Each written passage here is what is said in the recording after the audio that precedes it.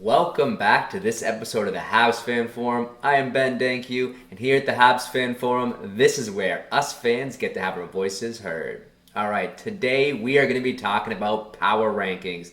Super early power rankings for the 2021-2022 season. I'm going to be putting teams into their respective tiers of where I think they're going to perform next year. I'm going to look at the Eastern Conference and the division of the Habs and do a little bit of a cup prediction. Before I go into that, I'm just going to do a quick word for our sponsors. The Habs Fan Forum is a proud part of Rocket Sports Media and proudly sponsored by DraftKings, the daily leader in fantasy sports. DraftKings literally makes payday every day. They've paid out over $7 billion across all sports and all users, which is a lot of money, and you could win some yourself by downloading the DraftKings app and using the promo code THPN as a new user. Alright, so I'm going to be putting these teams into buckets. I'm going to have a top tier, I'm going to have a cup contender, I'm going to have contenders, I'm going to have fringe teams, I'm going to have the some promise, but come on, and then finally, the basement dwellers. Let's start off with the basement dwellers. These are the teams that I think have no shot at making the playoffs.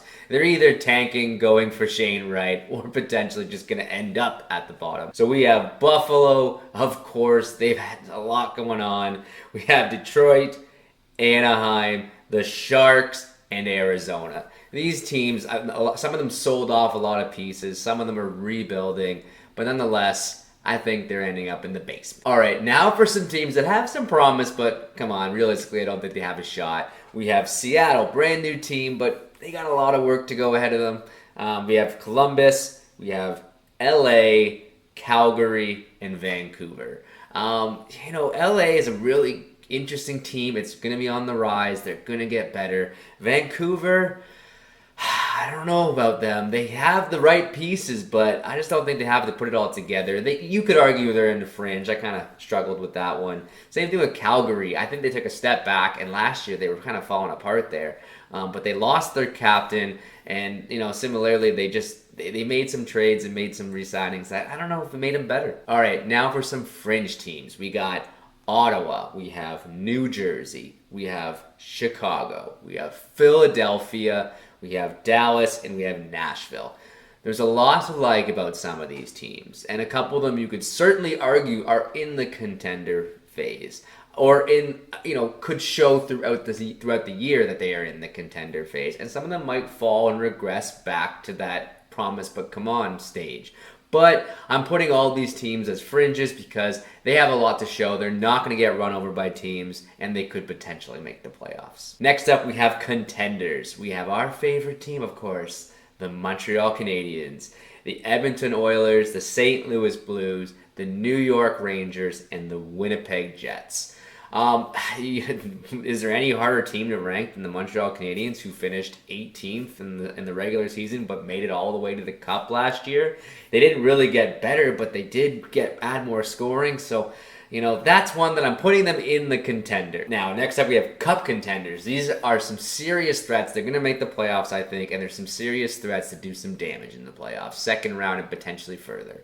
We have Carolina. We have the Toronto Maple Leafs. We have Boston, we have Pittsburgh, and we have Washington, and finally we have Minnesota. There's a lot to love about these teams. Minnesota is probably one that some might put in the contender phase, but I'm really excited about them this year. But, Boston, Pittsburgh, and Washington, it's just so hard every year with the core they have not to put them in this phase. Carolina and the Maple Leafs, they have super talented teams, and they're likely going to go pretty far. And that brings us to the top tier. How do you not have the Tampa Bay Lightning, the Vegas Golden Knights, the Colorado Avalanche, the New York Islanders, and the Florida Panthers? The Panthers, I think, got even better, and they were a hot team last year. The Islanders pushed the Lightning all the way to the brink, and they could have beat them. Colorado, they lost to Vegas, but they're just so talented. I think they're going to come back this year. Same thing with Vegas, losing to Montreal, but they have that depth. They have the team to be there. And then, of course, Tampa Bay. I think they're still the pound-for-pound heavyweight champion of the NHL right now. So what does this mean for the Montreal Canadiens in the Atlantic Division? Well, unfortunately, not great news.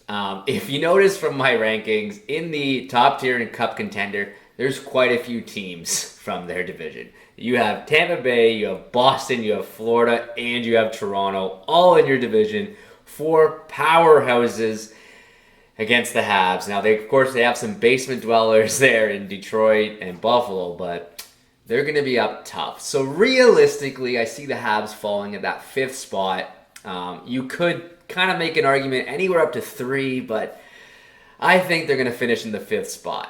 So in the conference, what does that mean? Well, I think it has them battling for a wild card spot. And in the spirit of optimism, I'm going to have them winning it. I'm going to have them in the 2nd wild card spot, that 8th seed, making the playoffs because I want to see some more playoff price. So I have them in the 8th position, making the playoffs. How far they go, well, let's hope the magic of carry price can keep on coming. And if you're looking at the league as a whole, I'm seeing the Tampa Bay Lightning repeating in the East. And I think in the West, which the East is really deep this year. In the West, I think you have some of the repeat offenders there in the Vegas Golden Knights, Colorado Avalanche, and I think you have some new upstarts in like the Winnipeg Jets made some good improvements. Edmonton made some good improvements. Well, questionable. Edmonton's still a good team. They have Connor McDavid. You can't count them out. So it's going to be a battle, but I see the Colorado Avalanche coming out of that West. This is the year they get over the hump and they face the Tampa Bay Lightning. And you know what? Maybe it's out of spite, but I'm picking the Colorado Avalanche over the Tampa Bay Lightning because I do not want them to three-peat. So your Stanley Cup champion of the 2021-2022 season is going to be the Colorado Avalanche.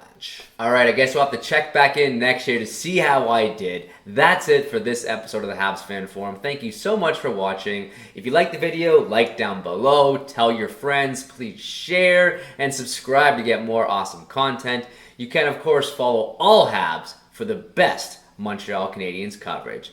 All right, thanks again for watching. I'm Ben Dankyu, and of course, woo! Go Habs, go! Let's see that wild card spot.